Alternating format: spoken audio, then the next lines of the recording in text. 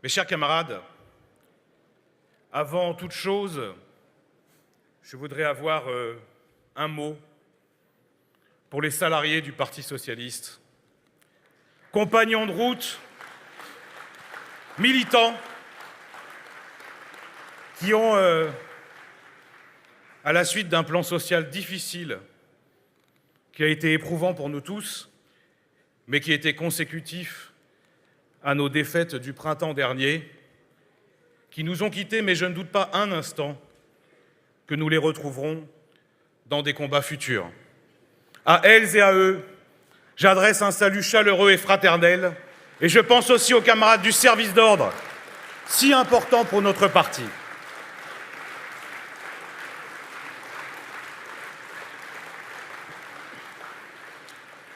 Chers camarades de l'Hexagone, des Outre-mer, de l'étranger aussi, un congrès utile, c'est un congrès tourné vers les Françaises et les Français. Nous sommes des spécialistes de l'introspection. Nous aimons, parlons de nous-mêmes, et nous avons raison. Nous en parlons d'ailleurs mieux que d'autres. Nous aimons avoir des débats inlassables sur nos méthodes, la rénovation de nos pratiques internes, nos procédures. Mais évidemment, ce congrès n'est pas hors sol. Il intervient à un moment d'intense protestation sociale, à un moment clé pour notre pays. Et si le PS veut être aujourd'hui utile, fidèle à l'idée que nous nous en faisons, fidèle à une histoire séculaire, alors il doit jeter toutes ses forces dans la bataille sociale qui vient. Chers camarades, un récent sondage d'hier dit que les Français estiment désormais que La République En Marche est un parti de droite. Grande nouvelle. Mais depuis que le président est élu, nous avons pu constater à quel point, contrairement à ses belles promesses, il était ni de gauche, ni de gauche. Politique fiscale injuste, baisse des allocations logement, ordonnance sur le code du travail, suppression des emplois aidés, près de 45 000 avant la fin de 2017, baisse des dotations aux collectivités. Rien dans ce qui a été fait depuis près d'un an qui ressemble de près ou de loin à une politique progressiste. Il y a certains mois, il y a encore quelques mois, dans nos rangs, je connais des camarades qui s'interrogeaient, qui étaient complaisants, peut-être un peu naïfs, mais aujourd'hui, à Aubervilliers, nous pouvons le dire, nul ne peut se prétendre socialiste et en même temps faire preuve de la moindre complaisance, de la moindre mansuétude, de la moindre naïveté envers le gouvernement d'Édouard Philippe et d'Emmanuel Macron.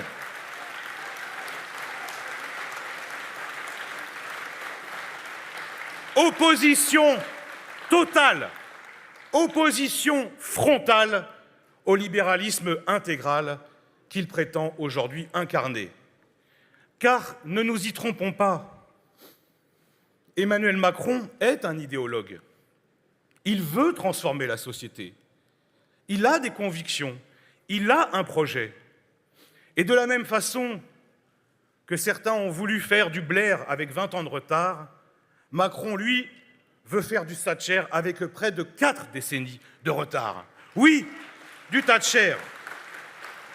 Car quel est le sens de ce projet qui vise à préparer les individus à la concurrence de tous contre tous, à la compétition généralité? Notez cette propension de Macron et de ses ministres à opposer systématiquement les Français entre eux, salariés du privé contre salariés du public, retraités contre actifs, les étudiants entre eux, les territoires entre eux qui sont mis en concurrence, et même à l'occasion de cette infâme loi Asile-Immigration, portée hélas par quelqu'un qui fut notre camarade, la loi Asile-Immigration, qui vise là aussi à diviser encore et à opposer les nationaux aux immigrés, à remettre en cause le droit d'asile qui est pourtant le fondement même, non pas seulement de la gauche, mais de la République. Alors comme Thatcher,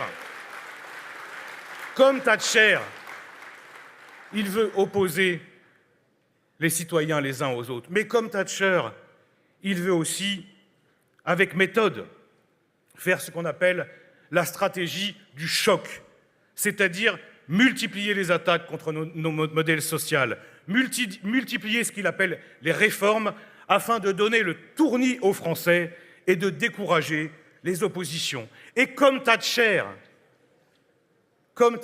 il y a cette défiance par rapport aux corps intermédiaires, par rapport aux élus locaux, aux parlementaires, aux associations, aux syndicats.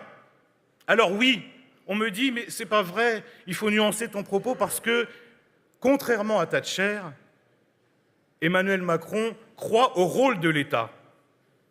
Il est aux fonctionnaires, il croit à l'intervention publique. Mais si on regarde dans le détail ce qu'ils sont en train de faire, l'État, oui, mais l'État mis au service du marché. Et je voudrais ici, parce qu'on n'en a pas beaucoup parlé depuis ce matin, dénoncer ce scandale absolu qui consiste à brader en catimini une partie de notre patrimoine. Et je veux parler d'Aéroports de Paris, qui a un rôle important dans l'aménagement du territoire. Je veux parler de la Française des Jeux, qui assure pourtant des recettes fiscales stables à l'État. C'est toujours la même chose avec les libéraux, et de ce point de vue, Emmanuel Macron s'inscrit dans cette filiation.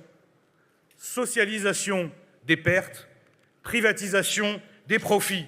François Mitterrand disait « Après moi, il n'y aura que des financiers et des comptables ». Avec Macron, vous avez les deux. Chers amis, je fais le pari que le gouvernement n'arrivera pas à ses fins. Pas seulement parce que les recettes libérales ont du plomb dans l'aile, et notamment depuis la crise financière de 2008, mais surtout parce que le président méconnaît quelque chose de profondément ancré dans le peuple de France. Et je veux parler de cette aspiration à l'égalité. C'est cette aspiration fondamentale qui a irrigué l'histoire de notre pays. C'est cette aspiration fondamentale qui a inspiré la réalisation progressive de la République en actes. Eh bien, moi, je rêve du Parti socialiste qui relève le drapeau de la République sociale. Je rêve d'un Parti socialiste qui soit celui des fiertés françaises. J'en ai assez de lire ou de voir à la télévision tous ces éditorialistes, ces experts et ces sachants qui sont passés maîtres dans le dénigrement de la France, le dénigrement de ses salariés, le dénigrement de ses services publics. Soyons le parti des fiertés françaises, soyons le parti fier d'un modèle social qui a fait ses preuves, d'un système social que le monde entier nous envie et des services publics de qualité.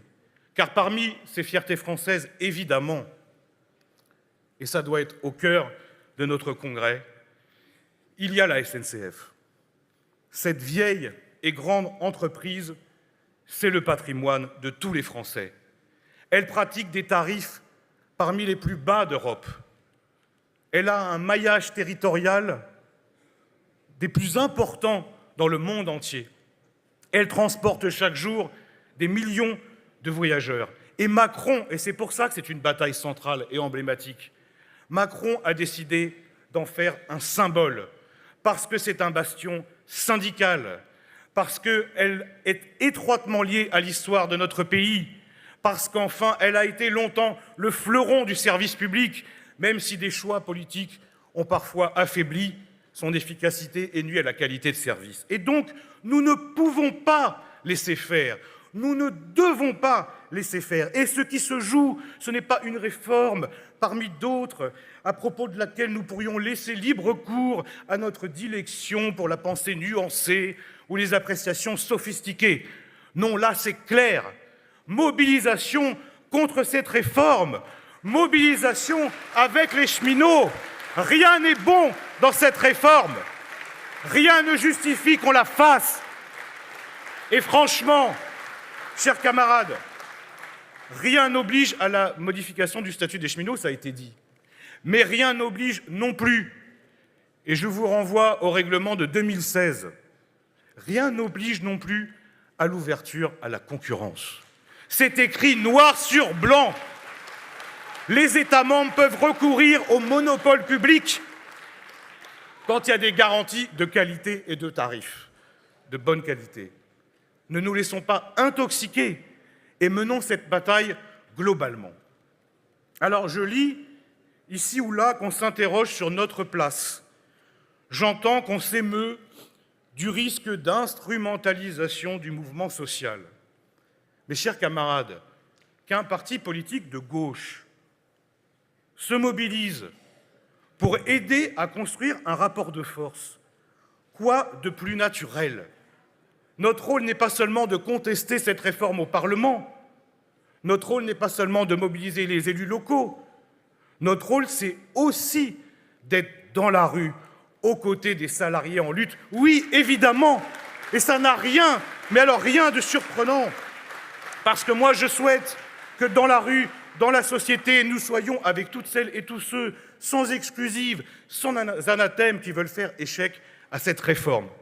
Léon Blum, en 1920, ne disait pas autre chose à propos du rapport entre le parti et le mouvement social. Il disait, et ça reste vrai, autonomie des organisations, communauté des buts, moyens différenciés, capacité d'action commune. Eh bien, c'est ça notre feuille de route. Alors oui, sans conteste, notre place est aux côtés des travailleurs de la SNCF comme elle est à côté de tous les travailleurs.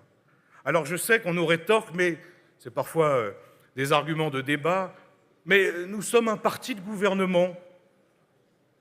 Grande nouvelle, nous le sommes depuis 1936. Oui, mais nous sommes des réformistes. Grande nouvelle, plus personne, enfin je ne crois pas, dans cette salle en tout cas, ne croit à la révolution prolétarienne. Mais la question, c'est évidemment, quelle réforme? Ah, j'en vois un qui croit encore. Salut à toi, à moins que ça soit un journaliste. Il en reste peut-être. Je lis... il y a encore une presse bolchevique, mais je ne suis pas sûr qu'elle soit invitée à notre congrès. Chers camarades, je lis Olivier Faure, que je félicite pour son élection au poste de premier secrétaire.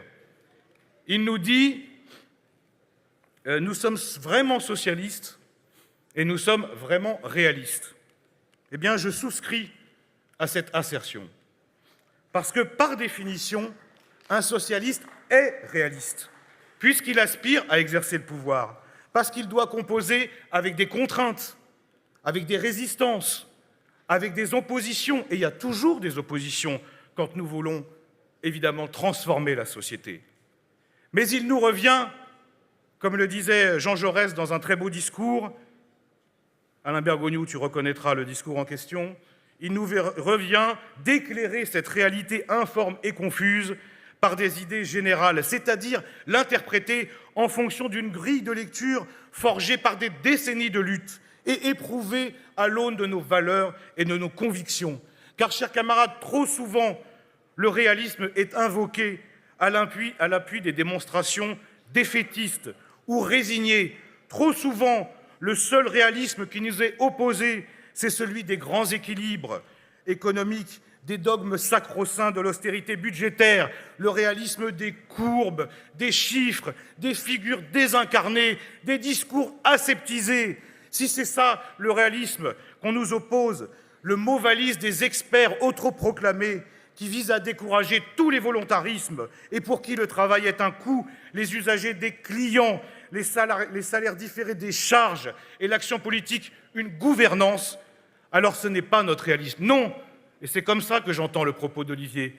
Notre réalisme, c'est de faire attention à une réalité beaucoup plus humaine, tangible, palpable, celle des caissières de Carrefour qui sont aujourd'hui en grève. Et nous devons aussi, à l'occasion de ce congrès, leur adresser un salut particulier, car dans une entreprise comme celle-ci, qui bénéficie qui fait des bénéfices colossaux, qui reçoit beaucoup d'argent public, qu'il soit capable de mener à bien des plans sociaux à ce point drastique, c'est un véritable scandale qui en dit long sur l'échec du système dans lequel nous vivons et qui illustre les comportements de la grande distribution que nous devons condamner avec force, mais je sais que nous le faisons. Notre réalisme, c'est celui qui s'occupe des étudiants précarisés, des fonctionnaires méprisés, des retraités à qui on augmente la CSG, bref, à toutes celles et tous ceux qui aujourd'hui forment ce corps central de la société, ouvriers, employés, fonctionnaires, oui, fonctionnaires, car nous devons redevenir le parti des fonctionnaires, et je serais fier que ce soit le cas. Oui, notre réalisme, c'est celui-ci. Le réalisme, c'est toujours la science d'un rapport de force. Eh bien, le rôle du PS, c'est surtout de construire un rapport de force qui soit favorable au monde du travail. Eh bien, ce week-end, nous avons l'occasion, en envoyant un message fort aux cheminots, de contribuer à construire un rapport de force favorable au monde du travail. Alors ne loupons pas cette occasion et faisons en sorte que ce congrès soit vraiment utile, qu'il marque le retour des socialistes dans les luttes sociales aux côtés des travailleurs. Je conclus. Dans ces rites singuliers que sont nos congrès, il est d'usage de s'en remettre à nos grands anciens. Vous avez vu depuis le début, d'ailleurs moi-même j'y ai sacrifié, Jaurès, Blum, Mitterrand, j'aurais voulu citer Braque des Rousseau, Marcel Samba, qui sont aussi des grandes figures. Rien de plus riche en effet, rien de plus édifiant que la vie et la pensée de ces figures tutélaires. Nous en méditons leurs leçons, nous nous imprégnons de leurs paroles. Mais nous devons surtout nous montrer dignes de leur enseignement et de leur action. Car collectivement, tous ensemble, nous sommes comptables de cette histoire. L'avenir n'est jamais écrit. Pour retrouver son influence, le socialisme devra se redéfinir, reprendre sa place aux côtés de ceux qui luttent, s'ouvrir aux courants nouveaux, jeter des ponts en direction de ceux qui ont donné d'autres formes à leur engagement, mais qui mènent avec nous un combat commun. Cela exige du travail, de l'imagination, de la cohérence, de la détermination. Mais à vous voir si nombreux, si enthousiastes, je ne doute pas un instant que nous sommes capables de le mener ensemble.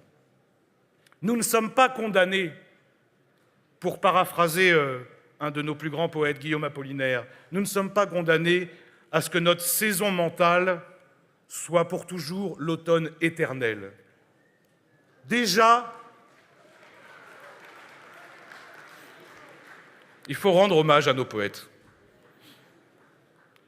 Déjà, vous l'avez vu dehors, la froidure se dissipe et l'air est plein de la promesse des fleurs et des fruits.